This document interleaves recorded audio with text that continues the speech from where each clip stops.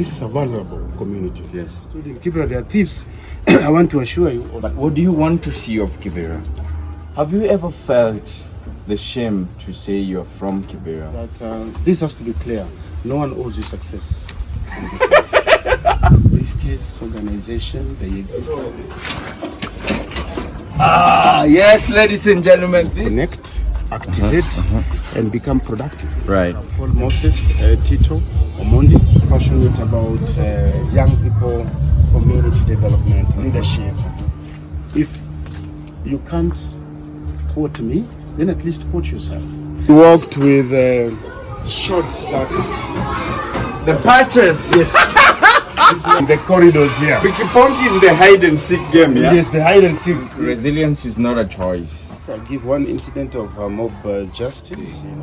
I want to be clear, it wasn't easy. And it's right in the middle of the slum. You can hear that. Side of it. And they'll come back, shit on you. Because too much freedom for young people can also be disastrous. Beyond these rusty roofs, there are lives. Kibra is addictive. Kibra is addictive. Yes, Kibra is a resource. What is the hope for leadership in Kibra? Yeah, remember to have money. First, I'd like to know what informed that. In everything you do, remember to look for money now. I love that. Hola, ladies and gentlemen, it's a new day, it's a brand new day, it's an exciting episode today, as you can see. Swag to the core, I'm killing myself. So now, the reason why I'm here today is I'm meeting Mheshimiwa. Mheshimiwa is an honorable member, if you may say, but this is a community honorable member. I thought after doing the story that we did initially, I thought it would be good to look at Kibera from a different picture as well. And so, ladies and gentlemen, really exciting. This guy is a mentor, community developer, and doing big things in the community of Kibera. As the media has always painted, and as people know Kibera for being a poor place and being a place of nothing.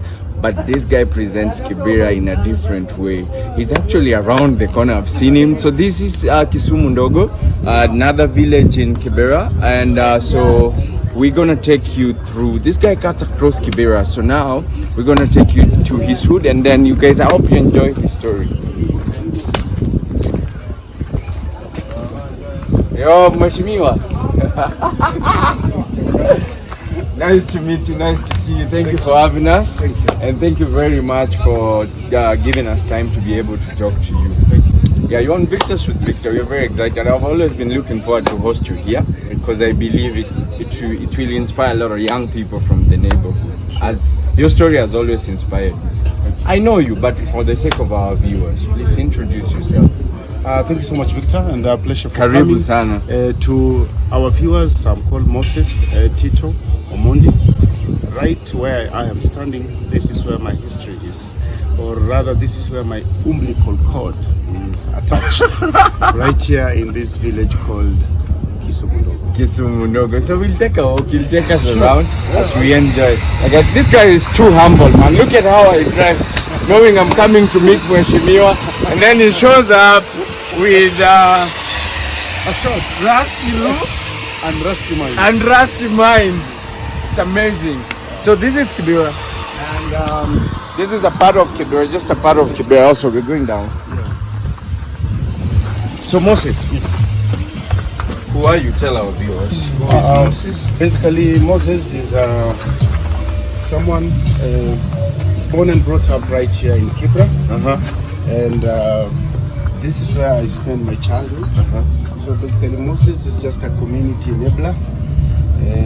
Moses is passionate about young people, community development, leadership, and my background is in development studies. But again, I work so close with young people who are in talent, you know, so that we can be able to create opportunities for these young people. And this was informed by how we've been brought up here. Yes. So if you have a memory, born and brought up here in Kibera, Kisumu Ndogo to be particular, what memories do you have of Kisumu Ndogo? Simundogo is full of childhood memories. Ah. You know, this is where we walked with shorts that had some. What do you say? The patches. Yes. This where. So I used to stay. At some point I stayed right inside there. You stayed right inside here? Yeah. When I was in campus, when I was in high school, and my parents lived here before it was bought by this church. And so the memory I have of this place is the memory of resilience. You know? Resilience. The memory of joy and pain in equal measure. You know, joy in a sense of that togetherness, that family, that bond, you know, playing on these trenches, you know, the memories of playing on these trenches, the memory of running around, you know, playing picky-ponky games, you know, in the corridors here. Picky-ponky is the hide and seek game, yeah? Yes, the hide and seek, yes, yeah. So we did our hide and seek right here in these corridors. You know? Right. Yeah, it's only that there are quite lots of changes because people have bought, you know, the houses and they are reconstructing, right, you know, them. But here, if you come here, this is where my history is. What are some of the dangers that you encountered or saw while growing up here in Kisumu Ndogo? Yeah, danger is one definitely the, you know, lack of clear, you know, amenities, poor drainage system. So playing, you know, in the trenches, you know, that is full of dirty water puts you vulnerable to waterborne, you know, diseases. And again, when you look at some of the iron sheets that have been used to construct the houses, rusty roofs. We're gonna get into that. But you talked of resilience. Yes. I mean, I consider you a legend and I celebrate you. One, because I can relate to your story. Thank you. And coming from this place, yes, I think resilience is not a choice. It's part of you. It's part of you, yes, like you grow up and it has to be in you. Sure. Growing up, I know during your generation, yes, I think you grew up during the generation of shoot to kill, right? Yes, it was the shoot to kill and mob justice. You know, it was so rampant. Take us through a memory of one of your close friends that you had seen or witnessed, experienced that. Okay, I'll give two incidences. I'll give one incident of mob justice, you know, someone whom we were, you know, brought up with, you know, kept breaking on people's houses, and people just decided, no, it's too much, and we saw him being, you know, we call it team building, you know. Team building. Yeah, we saw. This is mob justice. That's mob justice. Community had to take law into their own hands, and the person was murdered, you know, in fact it was early morning, you know, the person was murdered, you know. I can see the face full of blood, you know, and people really dealt with him. Yeah, that was a case of mob justice. Then there's a case of shoot to kill. You know, young people who didn't want to reform, you know, continue disturbing. You know, most of our parents were going to the market very early in the morning, right, and they will carry their too little money, you know, covered in an handkerchief. Go and buy stock, right? Yeah, to go and buy the stock for the day. And you'll see a young person just time them, you know, right here, not far from the railway line, and rob them. Yeah, so I think also police were fed up, and police will shoot, you know, because again, if these people are arrested, they come back, they become more hardcore. So it was quite a confusion, you know. So there were people were being shot as a result of engaging in crime. Right. Yeah. So Moses, with all this, even as you say, it is very traumatic to me. Yes. Being a community development and social worker as you, Yes. how is it that you are able to mitigate or walk through the traumas of everything that you've experienced to be the person that you are today? I want to be clear, it wasn't easy. It wasn't easy because, you know, the memory still lingers in my mind. And you have 5 things that will enable you right here in this life. One is the choices, that you deliberately make. Choices are very, very important because you can choose to become a thief, or you can choose not to become a thief. You can choose to engage in substance and drug abuse, or you can choose not to. So choices, very key. I think also parents play a big role. How you are raised by your parents. You can have parents who are strict, then later you abuse your freedom because you're free, or you can have parents who've given you freedom, so you utilize that freedom. And as you grow now, you put rules to yourself. So parents play a big role. And number 3 is also the people that you engage and interact with. Your circle, very important. We say that you fold the fish when it's still fresh. That's how you will, but the moment it has dried, that's another thing. And basically, when you look at the circle that you keep, they can really impact on how you grow. The 4th one is basically education. Education is very important because basically it informs you. You are informed. Yeah, so education is key. But again, the last thing that I can say is very key as you grow up here is your spirit. Your spirit. The spirit. This can be in form of religion, your belief, your strong belief, your strong identity to affiliation to a supreme being who basically gives you hope, who informs the decisions that you make, and also who connects you, with the spiritual realms. So to me, those 5 things are very important. So Moses was just talking about education. You guys can hear on the background. That is a school, actually. It's 2 p.m. and that's a school in session. And it's right in the middle of the slum. You can hear that. So Moses, this is a school. And these are residential houses, yeah? You can hear that. So if, and this is an experience I had. Do you feel like this affects the school? The singing, they are so happy today. I mean, this is a coincidence because this guy is talking about education, he's talking about your spirit and belief, and these guys are singing about Jesus. Which way are we going? I'm looking like I know this. This is the way? Yeah. Yeah, you have to bend low. And be careful of the mabati. You need the way. You can leave you the mark. So. Yes, ladies and gentlemen, this is where this guy grew up. Yes. Now you know why I celebrate the person that he is. Yeah, so basically that's very important. And your circle.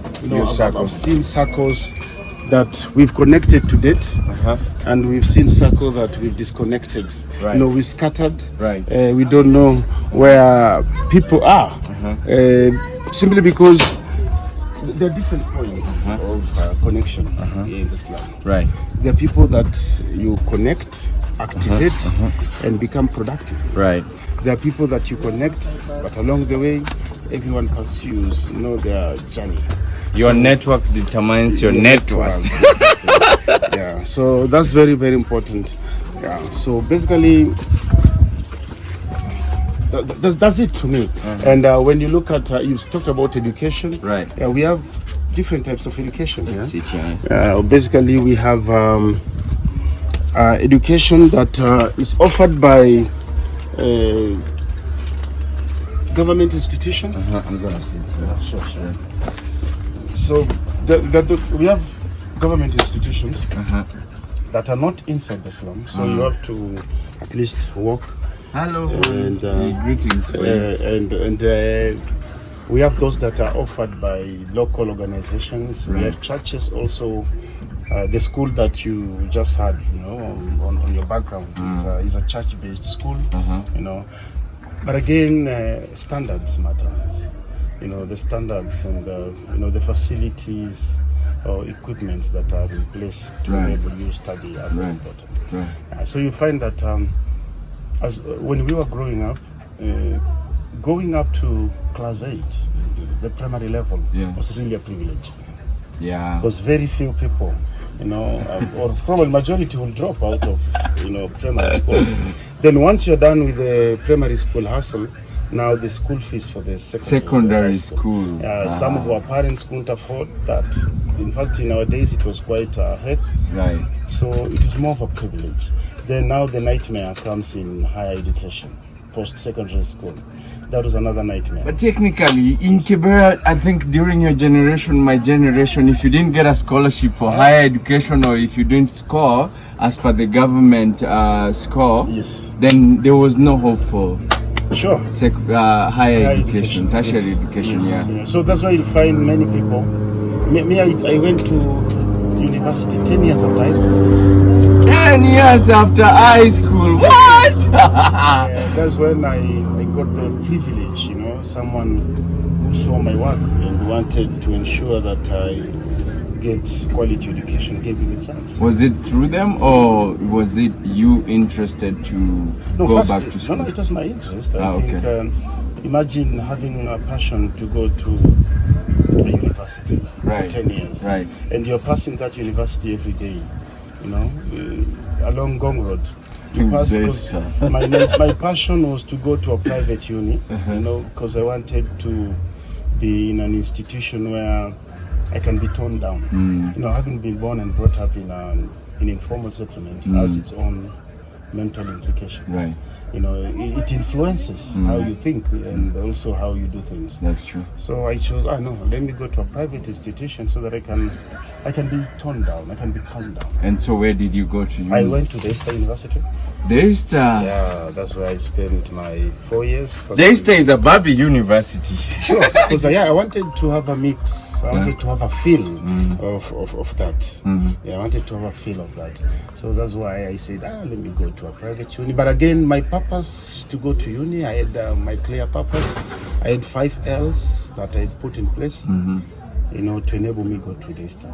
I wanted to, I've been leading, from primary school, secondary school, and again in the community. But again, I felt, why don't I advance my leadership in an institution of higher learning? So I went there to lead. Right. I went there to shape my language. I call them 5 L's. So L number 1 was to lead. L number 2 was to shape my language, because it's through language that you are able to convince people, you are able to inform people. Definitely the third one, I went to learn. Learning, is broader, because university is meant to grow you holistically. Right. So I went there to learn so that I can holistically grow, be informed, different perspectives, different worldviews. So learning was important to me.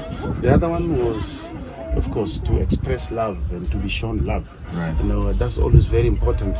And people thought that there's no love from the informal settlement. So I exported our love from here to campus. Thanks to you. You, bro. There's so much love in Kibra. Yes. There's so much love in Kibra that you won't even believe. If we bring you here, you won't believe how much love we have here in the neighborhood. Yeah.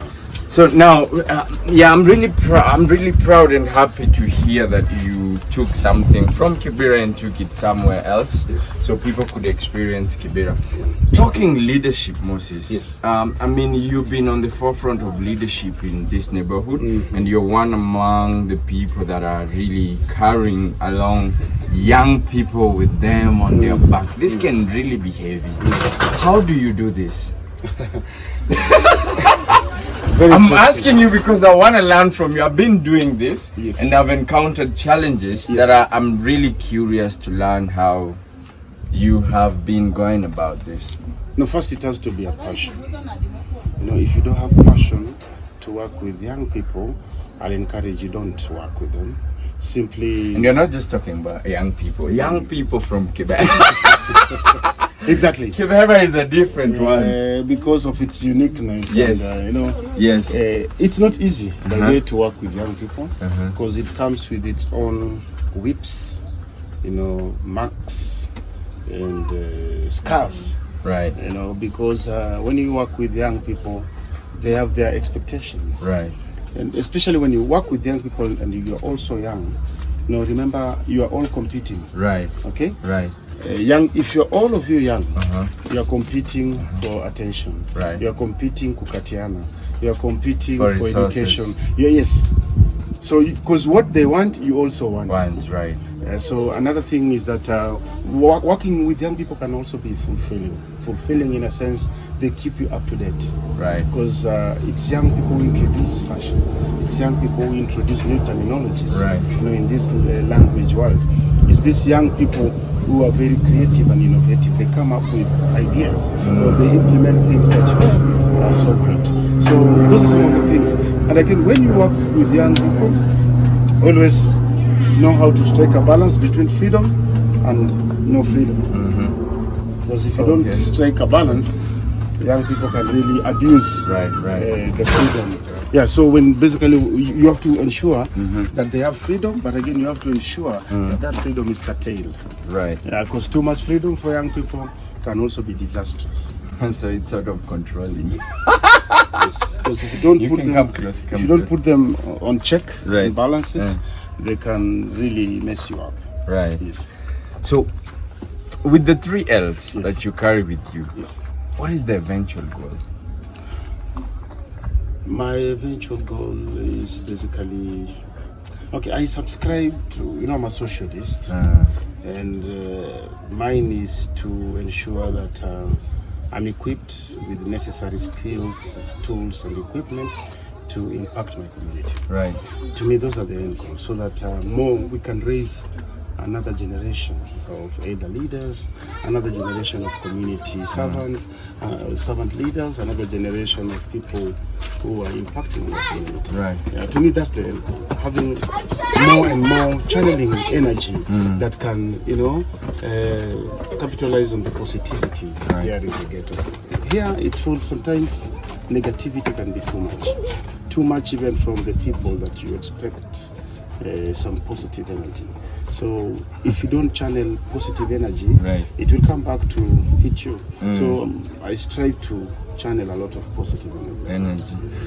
Moses, so I think because of excitement, we got straight into it and we didn't really get into the work that Moses does in the community. You want to tell the people about the work that you do? Thank you so much. Basically, my work in the community is diverse. I have primarily focus with young people, and that's where I focus on the use of talent. Memoriverse has helped me in terms of giving me an umbrella for my art as an artist, because I'm able to access the studio to do my recordings, and also when I need to post for my social media, I can access the studio for photos and stuff. So Memoriverse has acted as a home for me with my art, and also enabled me to meet with other artists, do collaborations with different people. I also focus on leadership. Most of the creative, including the artist, felt neglected in the society. So in the first round, we had 20 artists, whereby they were given free chance to come up with a song so that they can be released. I usually organize events, so what people will take. And I joined Memoriverse Hub. I can say that I was somehow not that creative, but at least I've learned new things. I focus on creativity. I joined Memoriverse last year in April, and Memoriverse is a creative space for creatives, including all the creatives that are doing creativity, that they have creativity in them. So I was lucky to be part of one of the creatives to be sponsored with the Memoriverse Hub, and we come with an online TV station. It's called 8K TV. It's all about keeping the community involved and telling the stories of Kibra. They've given me the opportunity to showcase what I have to the people. Show the best one. Within the spaces, but again I work a lot on connecting communities with resources. So my name is Edgar Odhiambo, and I am a freelance journalist. So far I've been working as a freelance journalist for the past now 2 years. I'm one of the beneficiaries of Memoriverse Hub. I think this is one of the creative space that we have within Kibra, and most of the people are really benefiting. As a freelance journalist, I've acquired so many skills when it comes to the field of the area of interest. that is being a journalist. We have interacted so far with the community when it comes to reporting exactly what is happening within the street, when it comes to crime. I'm also a content creator, whereby this space, I think it gives me a lot of, these are accommodative space, whereby when I want to record my videos, there is booths here, there is cameras, yeah, and that is what. What is journalism for you, Edgar? Journalism is a.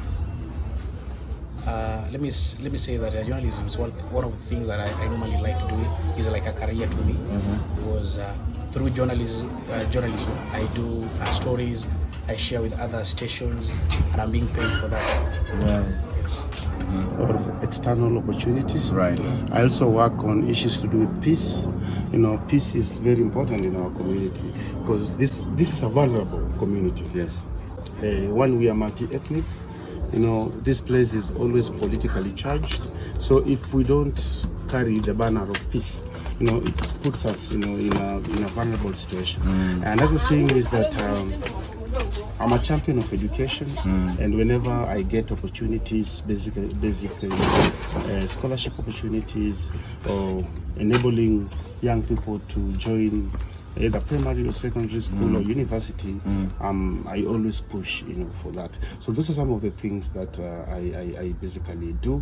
I'm also very strong on the use of social media, because it's through the social media that narratives are created, and it's through the social media that you can change narratives. Right. So again, you'll find me very strong in these corridors of social media. Because my drive to studying Victors with Victor is because I was watching so many times, and I was listening to so many presenters talking about Kibra in not a way that I know my Kibra. So then I was pushed to start telling our stories and be able to communicate for Kibra. Tell us about 8K TV and what was the goal, the drive towards beginning 8K TV. Basically, 8K TV with its slogan, keeping our community informed. That's our slogan with 8K TV. As you've said, there are a lot of negative narratives about our community, and for that to be changed is to use the media.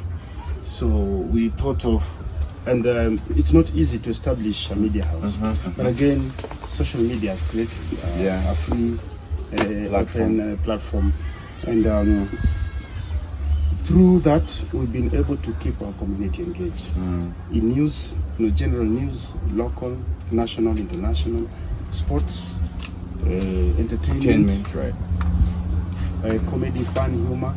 You'll find that in that space.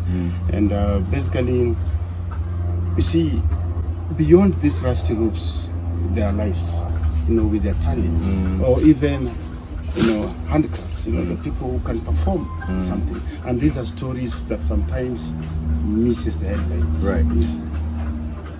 Rusty roofs and rusty minds. Yes. Talk to us about this. I've seen you going around, playing around with words that are really quite interesting to me as a creative and as a content creator. And I think they're really powerful. They capture you. I think everything that I've seen you post, I follow closely. Like I said, this guy is my mentor. I've been watching from the back, and I've been following closely. Every post you make has something to juggle your mind or something to get you thinking. Yes. Talk to us about that. Start with Rusty Roofs and Rusty Minds. Yeah, Rusty Roofs and Rusty Mind came from my phrase. Sleeping under rusty roofs does not make your mind rusty, because we are judged by the shanty, So I don't want you to see the shanty and see me. Please see the shanty and treat them as shanty, but look at me and treat me based on how I behave, based on how I do things. So, and also treat me as a human. You see, the problem we face here is someone sees all this, then he or she thinks that we are all this. We are trash. We are rusty. So this basically is meant to remind us that our mind is not as such. Right. Yes. Our mind, the environment might be this, but that's not us. Right. We are the ones who defines the environment. It shouldn't define us. Throw maybe two words or statements that you come up with that also, because I've seen a couple of them. Yes. to our viewers and explain. If you can't quote me, then at least quote yourself. Very important. If you can't quote me, then at least quote yourself. Because that's very important. We struggle so much, not to acknowledge others. Okay, that's what I'm trying to communicate. We struggle so much not to appreciate others. Then, if you can't appreciate me, then at least appreciate yourself. Yes, if you feel I'm worthless, at least don't throw it on me, okay, or bring the usefulness. Is this to mean that if somebody doesn't appreciate you, then it starts with them? It's not a problem that you carry with yourself, it's with them. Okay, interesting. Hope you guys got that. Now you know why I'm hanging out with this guy. Okay, the last one. The last one, basically, which I wanted to challenge us is that if you don't do it, it will catch up with you. If you don't do it, if you do not do it, it will catch up. It's gonna catch up with it's you gonna catch whatsoever. Up with you. And this we've seen. If you don't address crime here in Kibra, someone from within your circle will fall, to the hands of the criminals. If you don't address the issue of drainage, probably there's a child who will suffer from the waterborne disease, and that child will impact on you. By extension, someone will reach out to you for fundraising. Yeah, someone will reach out, and you'll find yourself contributing. Maybe I end as equal the person to go to the hospital. If you don't do it, if you don't give me an opportunity to be educated, I'll use my stupidity on you. Okay? Yeah, so if you create an opportunity for me to be educated, you will be able to tap into my wisdom, and you'll be able to tap into my knowledge, and it will trickle down. I'm still processing that, though. Especially in regards to the quote that you brought in of, if you don't give me opportunities for education, I will. You'll feel the stupidity. I'm still processing that. Now, so Moses, I am one of the co-directors of one NGO in Kibra. Yes. And during our registration, I realized that we have thousands and thousands of non-governmental organizations and charity organizations. We're looking at the state of Kibra right now. With all those organizations, I imagine we should have seen some huge change. What is the problem, and what's your take on this? Thank you for asking this question, and I've faced this question, but again I've answered it authoritatively. Change, sometimes people look at it in terms of environment. Okay, sometimes we miss to see the change in me. Okay, to the change in the population, and remember that this informal settlement can be different things to different people. It can be home. So I might be educated, but I still live here. So please don't have a problem with that. And no one should have a problem with that. Right. Yeah, I might be educated, but I'm okay in my shanty. But I'm educated. But again, I might be educated, so this was just an en route. So the people have used this as a route, to find stability as they look for their way out. And many people have done so. And there are people also, when we talk of development of Kibra, we also must focus on how many people have been impacted. Okay, because when it comes to the infrastructure, and those are fruits. That's the fruits falling. No one threw a stone on us. No one has ever died because a fruit has fallen on them. Right. Yeah. So basically, when we talk of development in Kibra, when you look at this, you won't see it. You won't see it. But when you go beyond, I usually say beyond the rusty roofs, right, then you'll have a feel. And what is the beyond that you've seen? Beyond is that the number of people who've been brought up here and are now living out there. Right. Yes. There are those who are now making people, and there are those who still identify with the roots, but there are those who said no, it was just a phase of life. So they're doing it, and it's still okay. Right. So there are quite a number. I know we have so many NGOs who are doing different things, but again, we need to understand organizations have different purposes, different interests, different orientations, and Yeah, I know there are those whom are called briefcase organization. They exist, but again, me, I look at it differently. I look at there are those that are really impacting on others. Right. Yeah, and again, for the impact to be felt, there are those who resolved or who has enabled the state to remain like this. No, we might be remaining like this to serve a purpose. Right. Yes. Right. I got that. I understood. If you understand it, drop a comment on the comment section. I'm not going to ask deep into that. Now, Moses, Yes. Getting into it, change. I know change is one of your biggest things. I've seen people that you've gotten from 0 to 100 real quick. Yeah, But also, what has been your challenge during this transition and this work that you're doing with young people? What have been some of your challenges? one, I've seen young people who are flying, and they're flying and they're going and they've gone, and that's it for me. I want to see you flying, and please fly, find your wings, and move and go. But again, in the process, Coming back is a choice you have to make. yeah, it's a choice, but it's okay. Because again, there's a Swahili saying that tenda mema nenda zako, do well and go your way. And that's very important. That will give you peace. Because sometimes we do good to people, then you start having expectation. Then you won't live long. That when you are caught in trouble. Yeah, do it. Let the people go. Release them to go. But again, we have people who come back and shit on you. You know, yeah, that's the painful side of it. They'll come back, shit on you, and they will use the same resources that you give them to come back. And that's why I usually say, when you serve the community, 3 things are very important for you. Having an open mind, because it's through that open mind that you're able to, absorb. Have a big heart, because when you have a big heart, it basically enables you to know how to forgive. It enables you to know how to deal with anger, pain, and more so, it's very important to have a thick skin. If you don't have a thick skin, people will whip you, pierce you, backstab you. Imagine you don't have a thick skin.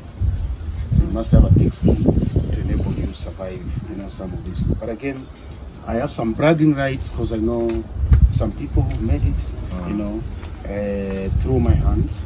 Yeah, and again, I usually encourage people, when the person has passed through your hand and has made it, don't compare it with yourself, because you'll be bitter.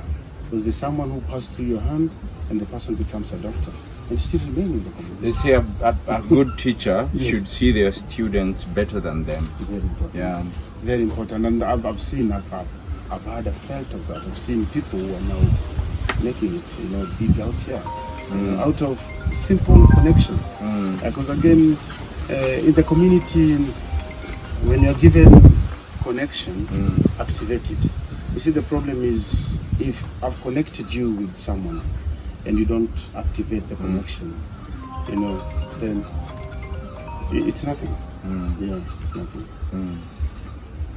Okay, so as we close, I think one of the I don't really understand. For me, I feel as children of Kibra, we should have expectations on ourselves. To come back and give back, because there's still so much to give to the next generation and the next generation. Sure. And I think having Moses or Victor talk to the new generation, then we ensure there is no repetition of the same mistakes that we did going to this.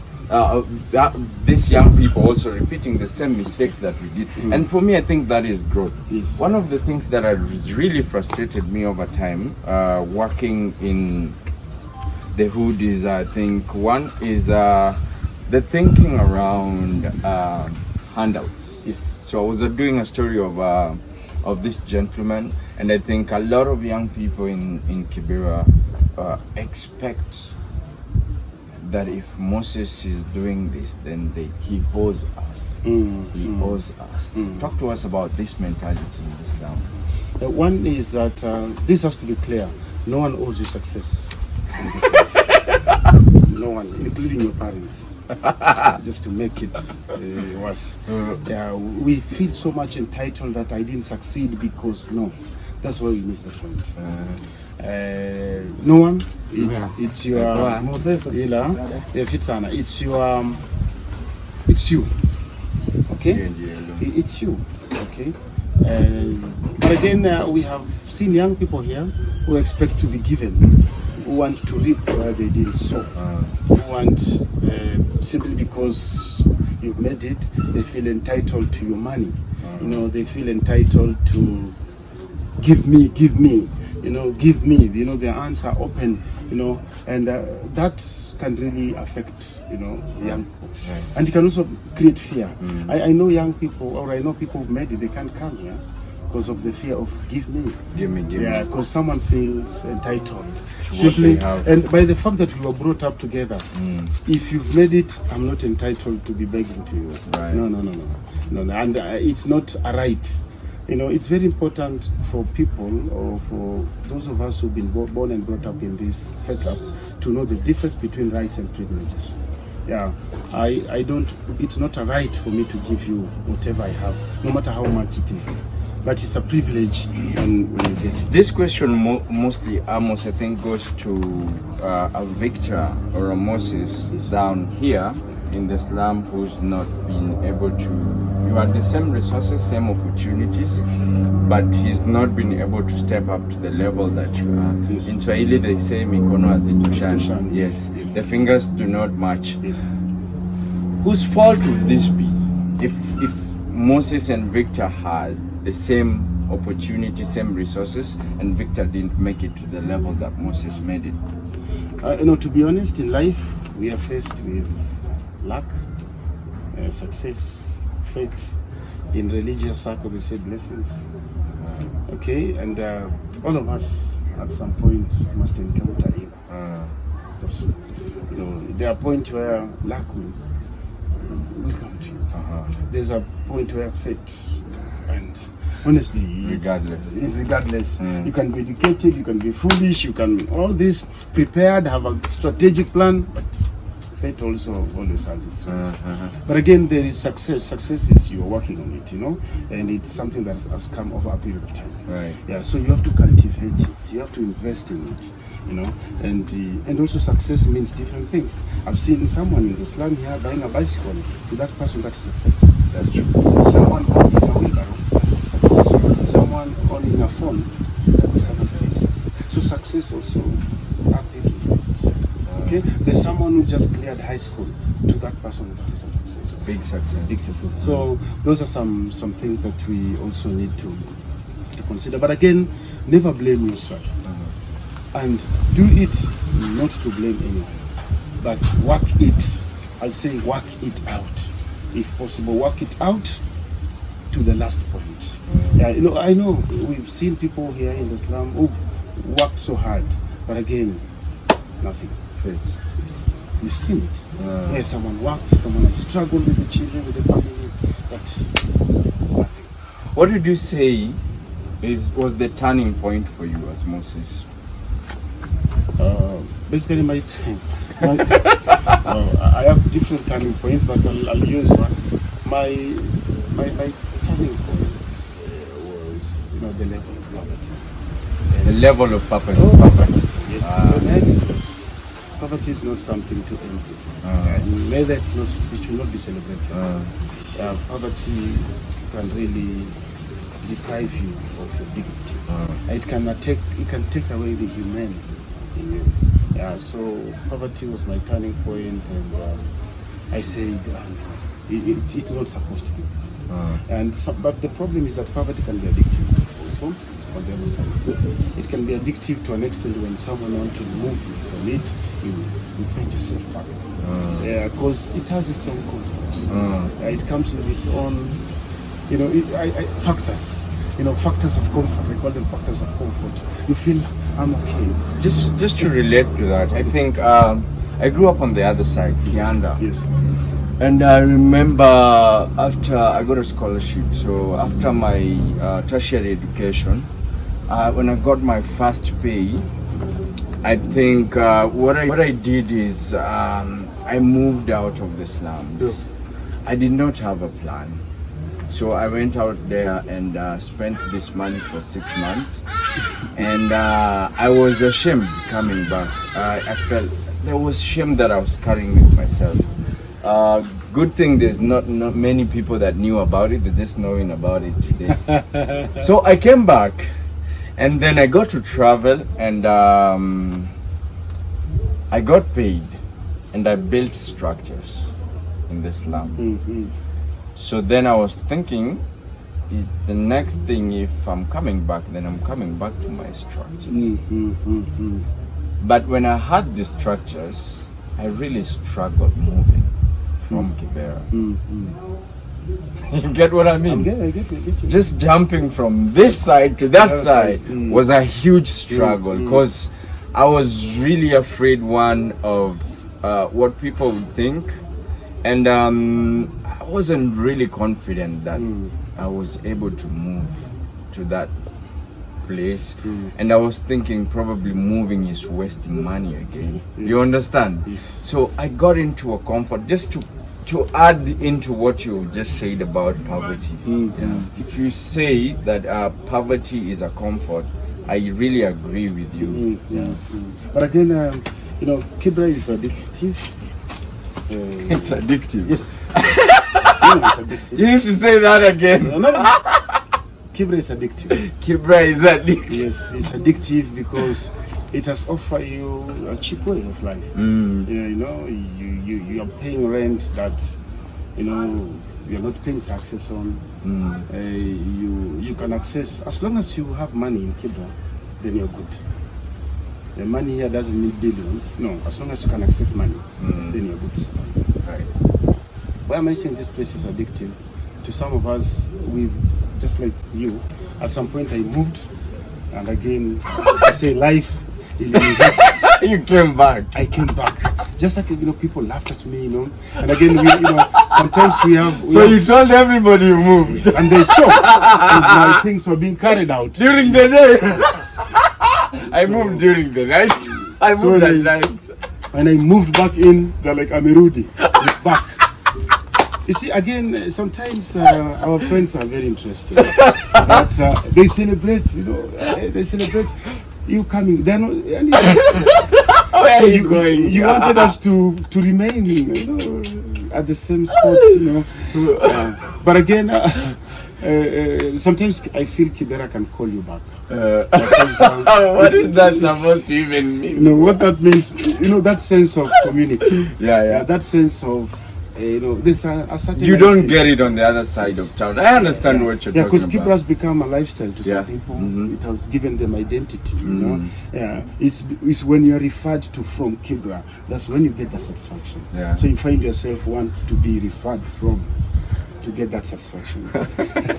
So Moses, yes, I think one of the things that I encountered, there was a time I went to a very VIP meeting. Yes. And what happened is when I mentioned that I'm from Kibra, the lady next to me was comfortable until I said, "Oh, my name is Victor, I'm from Kibra." And it kind of, for me, even up to this point, now I'm very confident saying it because of where I'm at. But I think sometimes it really affects me, how people, especially Kenyans, let alone foreigners from other countries, because I think foreigners feel more comfortable than middle-class Kenyan and the first-class Kenyans in Kibra. Have you ever felt the shame to say you're from Kibra? And if yes, when is it that this mentality changed for you? Or your thought shifted around that? And I think I want to say this when I'm looking at the audience. Because I think we face this a lot. We go somewhere, then when you say you're from Kibra, that's the beginning of your crucifixion. People don't want to see other aspects. People want to apply all the negativity they've had, and that's why I encourage people from Kibra. One, don't be ashamed, because that's where you belong at that particular time. And two, were you ever ashamed? No, I have never been. Never ever, even as a teenager. I was During your time, the media was saying all sorts of things about Kibra. And that's what gave us the urui, because there are people who feared us out of that. There are people who gave us respect. You know, that forced respect, we got it because of that, what they consider. So not at all have you ever felt No, not shame or even low esteem about talking about you? Nobody has ever put you down. because I've never allowed that, and I'll never allow that. Okay. Yeah. So I've never allowed someone to put me down because of that. Simply because, you know, there are things, because we were born up here. Right. So there are decisions I didn't make. Right. Yeah. So they were made, and I have to live with it. Yeah. And to be honest, it will take two to tango. Yeah. It will take you to change your mind about Kibra, and it will take me to behave in a manner that will make you change your mind. Right. You see, so it's me to prove you otherwise. Yes.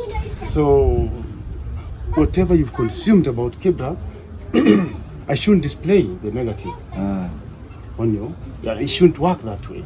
I should prove to you that's not Kibra. Right. Yeah. Maybe if you've heard of it, it's just like any other society. Because all society have two sides.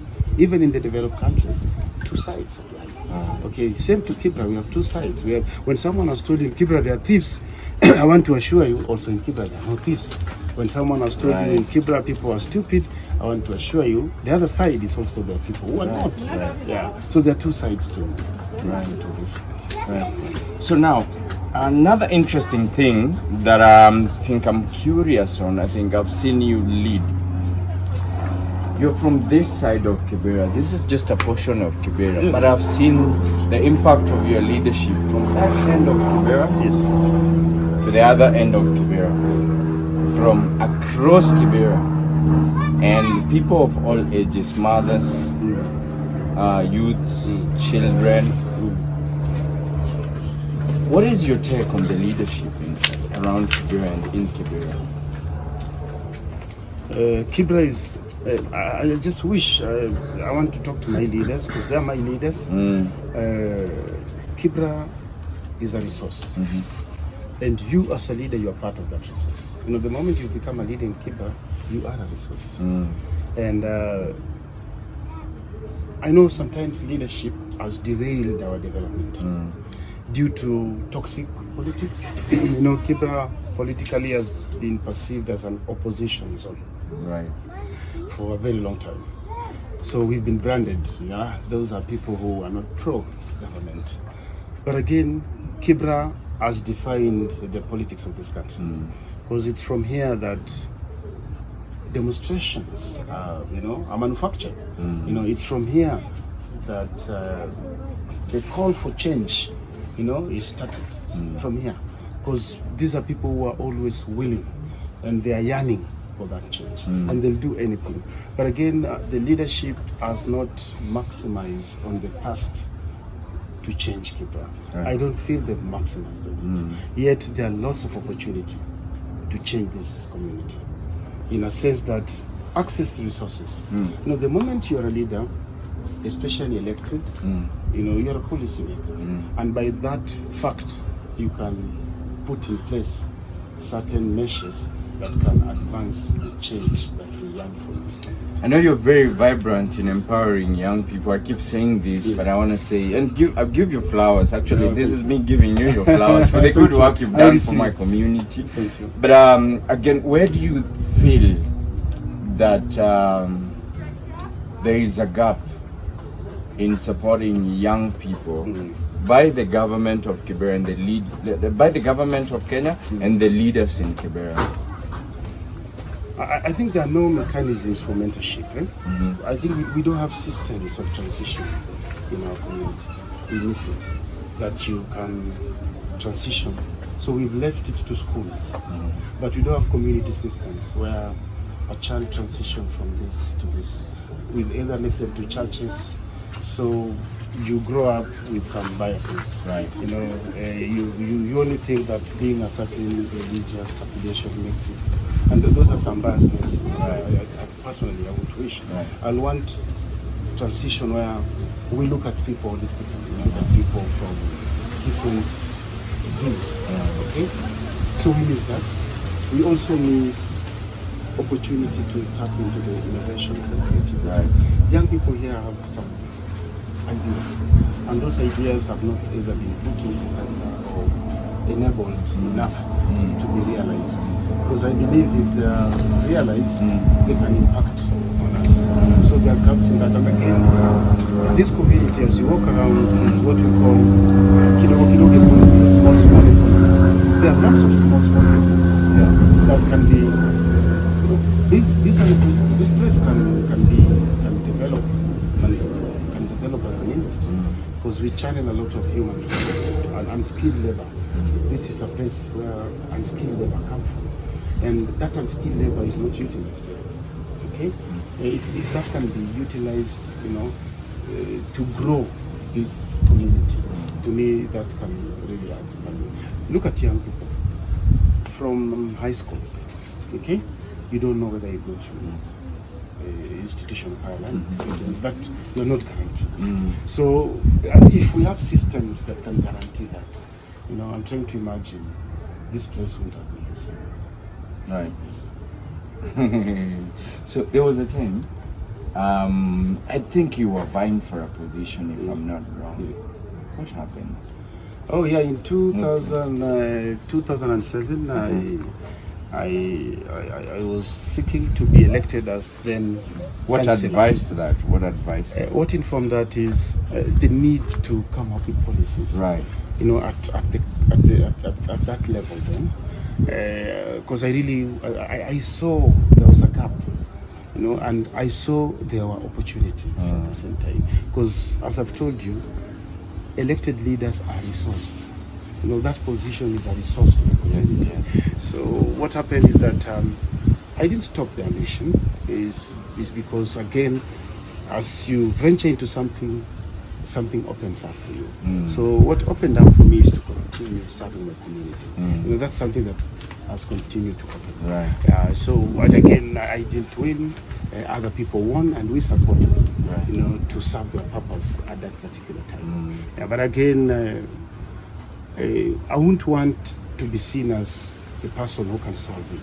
No, I want to be seen as also supporting others who can help solve it. Yeah, I imagine, with the understanding of the community work and our community and our people and the needs as well, having been through it, this is what I've been thinking. And this is in my head. I don't know about our viewers.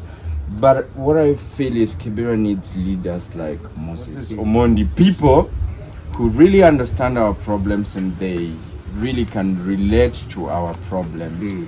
So should we expect you on the ballot box? Yeah, as you say that, I want also to challenge my viewers. Sometimes servant leaders don't fit the ballot box. And this has been proven by many great leaders. Yeah, sometimes servant leaders can't fit the ballot box. Why? It's because the same people have not opened the ballot box for them, simply because of the expectations that politics has. Especially in our setup, vying is not an easy thing. It comes with its own expenses. That is massive. That thing as skilled leaders. And that's why we say not all politicians are leaders. Right. There are people in position of power, but they're not in power to solve our problems. So sometimes I tend to say there are politicians in power, yes, but they are not in power to solve our problems. Okay. Yes. So sometimes, politicians can be people in position of power, but they're not using that power to solve problems. There may be some interest. But again, servant leadership is what this community needs. Servant leadership is where you put systems. You serve people. You are there for the people. You listen to the people. You are not there during campaigns. Politicians come here during campaigns. Right. But leaders are here not during campaigns. Right. So I feel this community needs a servant leader, a leader who will play a transformative role. Transformative role is putting up structures that can enable this community achieve its desired change. What is the hope for leadership in Kibra? when I can see this hope, when I can see this hope, because people are being born here. Yeah, there's this place that leaders are born.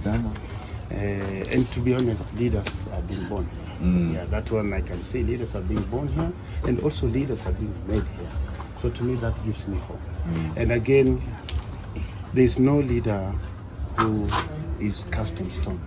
You know, at some point you will exit, and others must come in. Right. Yeah. So to me, that's hope that I see. And again, I see. Very soon we are starting a program purely for leadership, and this one will focus on equipping leaders. Okay, this one Within is Kibra, within okay. Kibra, and this will be primarily leadership. You know, servant, with the aspect of servant leadership, and we will borrow heavily from, you know, the spirit of Marcos Garvey. You know, we'll borrow from the spirit of Martin Luther King, Mahatma Gandhi. You know, these were leaders. You know, Mother Teresa. Yes. So these were people who were leaders. That's why they never fit the ballot box.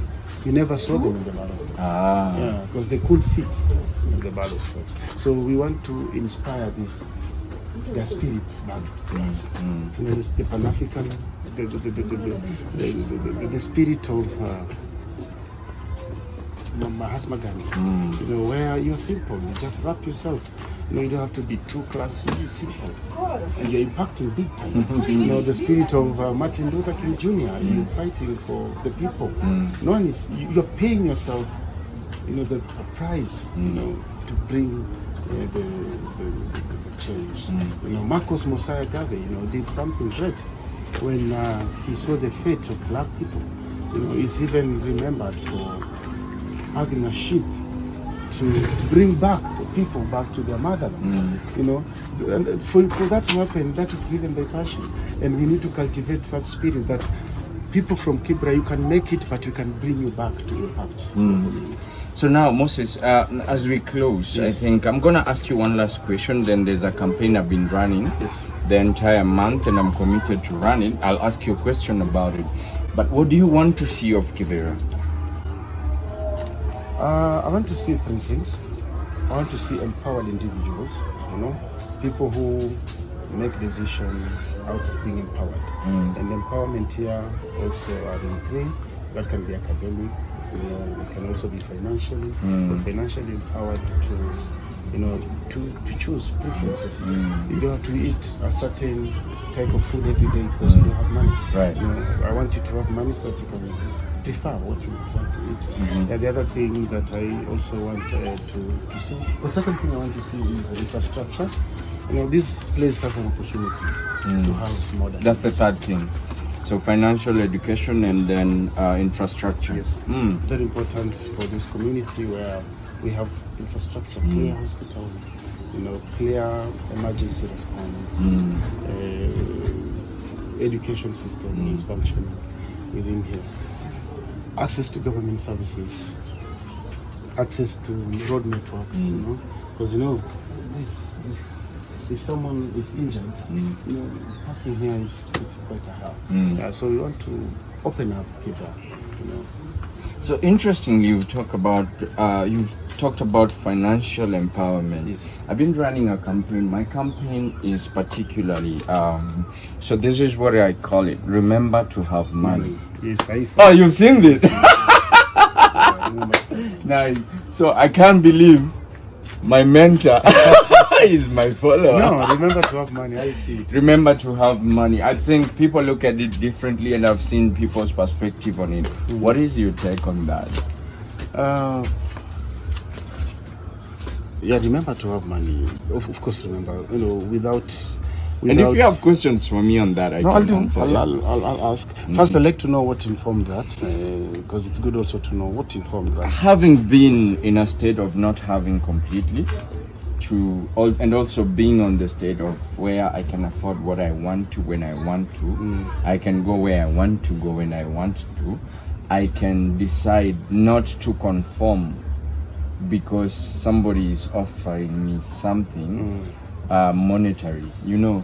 So I think looking at those sides, I realized that it is very important for us to have money. And in one of the key things that you want to see for Kibra, you say you want to see financial empowerment. Sure. So then that informed the idea of me just reminding people that remember to have money. Sure. Yeah. Now, I'll give my input. Money enable things to move. Money is an enabler. Money is an enabler. Uh-huh. Money is not everything, because there are things money cannot buy, and we all know that. But there are things money can enable you to do. I know people say money cannot buy sleep, but where are you sleeping? Is the question. Is the question. Yeah. So and that will need money to sleep there at that particular place, or sleeping at that. But I want you to explain, Moses. Yes. I mean, from a leadership standpoint, and from a leader's standpoint, explain this phrase: "Money is not everything," and where it came from. If you really understand this. Why? No, it's true. Money is not everything. That one I can. Because it's misquoted. This phrase is really misquoted for a lot of people to justify their lack of money. No. And also to demoralize other people. No. I see Moses with money, and then I'm like, at the end of the day, money is not everything. So let's clarify this. Now, I want to clarify. When I say money is not everything, is that there's situations that you can be, that money cannot buy it off. Okay? Yeah, money can. When you are sick, you can go to the best hospital. Okay, which is true, but it's the fact remains you're sick. That's true. Okay, the moment you die, money cannot resurrect you. That's true. Okay, no matter how much is poured on you. And this should be common sense. Yes, it should be common sense. Yeah. And again, there are situations where we saw the people who used this they went under the water. These millionaires. Yes. With this, I'm trying to remember the name of the machine or whatever. They were trying to find a way to discover under the water. Like, okay. Those are people with money, right? A lot of money. Yeah, but money could help them out with that shit. So see, that's why we say money is not everything. Yeah. Yes, they had money that enabled them to go underwater. Yeah, but that money couldn't serve them at that particular point. So that's why we say money is not everything. But and it's a vital thing. We shouldn't justify that to be lazy. We shouldn't justify that. We shouldn't use that, to castigate those who have money. No. You don't use it by the fact that money is now. When you see others with money, you want to justify your poverty. Money is not everything. No. Come out of that poverty. Yeah. Look for money and enable things. Use that money to enable things. Sounds interesting. Yeah. Yes, ladies and gentlemen. So we're gonna go to Moses Center, and so this is where Moses grew up from childhood. You see the baby walking around there? So that was Moses. And then we hope that his stories inspires us to be a better people in the community. And now Moses is running, I don't know if I should say multi-million project in Kibra. No. But actually, look at how humble he is. It's actually impacting. What I like about it is that it's impacting a lot of young people in the community. Moses, as we go into your project, what would you like to tell our viewers?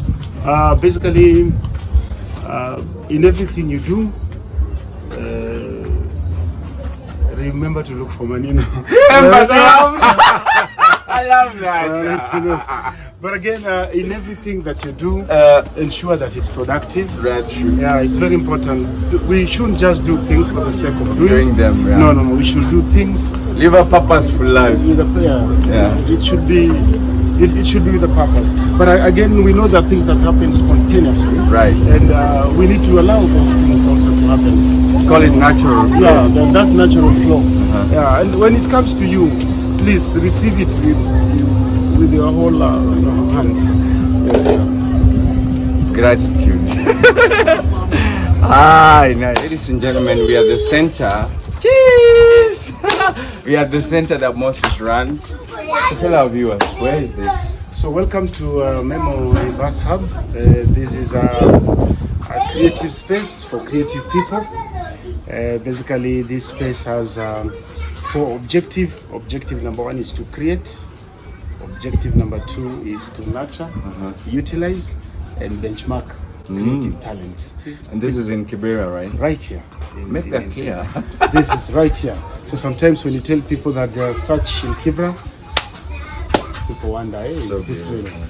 Yeah. So beautiful. So welcome. If you may. This is one of our working space or working station. And this were 8K TV. The person who runs 8K TV is there.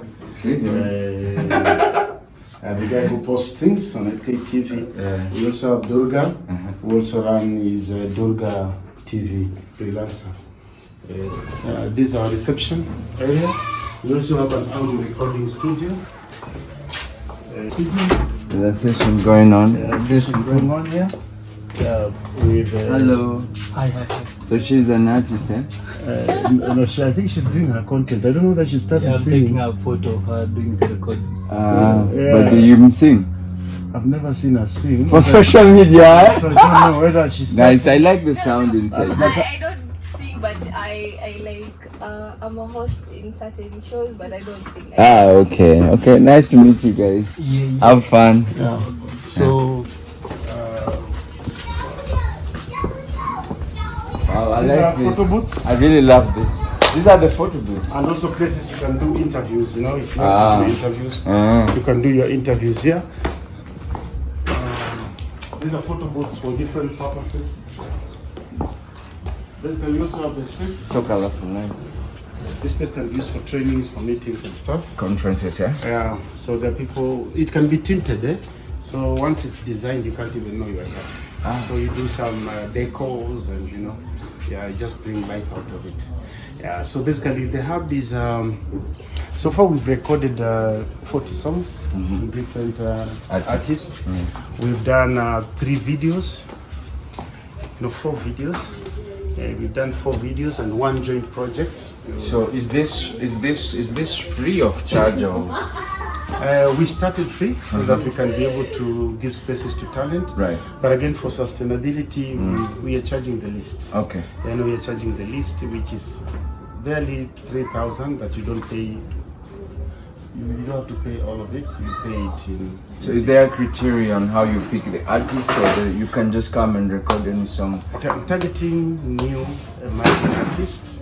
So I want to lead. So I'm targeting raw talent. Raw talent. And are you looking at artists addressing social change? Because I've seen a lot of artists in Kibra, but we want to talk about Gucci. You know, drinks. But I feel like there are a lot of things to be addressed in Kibera, and we need more creative artists who can talk about the social problems and the social changes, political as well. Sure. Yeah. We have artists here who address social, political. There are those who address the economical issues. But again, we want content that can be consumed by everyone. Okay. Content that is appreciated by everyone. So that's the content really. Right. So what advice to Memory Verse? Memory Verse was informed out of complaints from artists from the Kibra Nikwetu social. There was so much complaints. Oh, hatuna studio, we don't have a studio. Oh, photography. So I thought, okay. So I tapped into the complaints that were there. Right. Then I conceptualized this idea and worked with Meta, you know, to realize this. So it's Meta funded? Yeah, it's Meta. We work with Meta through Global Giving to ensure we have a creative space. Measures in place to ensure this space is sustainable, because as you see, this is a very huge sack you've carried on your back, because you're hosting all the artists in Kibera. So now they expect that annually you be supporting this continually for the next generation and the next generation. And take it from me, if you do not continue and ensure sustainability of this project, you're going to be blamed and bashed. Are you aware of this? The beauty with me, I'm always ready for anything. That's the beauty. But anyway, let's talk about the measures. But the measures is that's why we are charging subsidized rates. Okay. So that you can generate income to pay rent. And also, we are creating a lot of content that can also attract revenue, you know. And also, we are looking forward to, you know, creating a space where people can do podcasts, where people can hire the space. So we've opened on this avenues. Nice. So 8K TV is on YouTube, right? Yes. Are you guys monetized? Not yet. Okay. Yeah, So we're still growing. we are monetized. Yeah, so congratulations. our subscribers, thank you. Our subscribers who are watching today, please check out 8K TV on all social media platforms. But of importance, and I think for revenue of this, and to ensure that we support these projects to continue supporting young people in Kibra and young creatives in Kibra, please subscribe and watch the videos. Don't skip the ads. That's what's gonna give them money. Sure, yeah. But also, how many watch hours are you? How many watch hours are you at right now? Unless maybe I check with Okay. link. But I imagine it's close, yeah? No, Good, nice. We are making some. Let's support 8K TV. Let's give them the watch hours and let's help them get the money. Let's go. 8K TV on 8K YouTube. TV, keeping our community informed. Right, and also you get to learn about Kibera. I mean, I bring you guys content about Kibera, but they'll bring you detailed content about Kibera, specifically detailed content about entertainment, politics, what else? Entertainment, politics, sports, humor. Yes. Yeah. So check out 8K TV. You're gonna love it. I've been on 8K TV. I think one of the episodes Yeah, I was featured in one of the episodes. Sure. So check out 8K TV and subscribe. Yes, as you were saying. Yeah, basically, the space is for locals, national, or even international people. Because it's an opportunity to learn. Remember benchmarking. Benchmarking is an opportunity for us to learn from you and also you to learn from us. Right. Yeah. So we've invested in state-of-art equipment, where we produce quality, products here. Right. And again, we are open. You have two options. You either give us gigs or you give us support. And or even if you have equipments, feel free to share with us some of the equipments you have so that we can continue. Right now you're doing video, photography, videography, audio recording, and also space trainings right. and stuff. We are starting next week. We are starting photography classes for 25 young people, which we are partnering with another organization. Oh, nice. So that we can also have. You can be an actor, but also a photographer. You can be a singer, but also a photographer. So that's what we are targeting. You guys knew why I had to hang out with this guy and bring his story. Well, Moses Omondi, thank you very much for your time.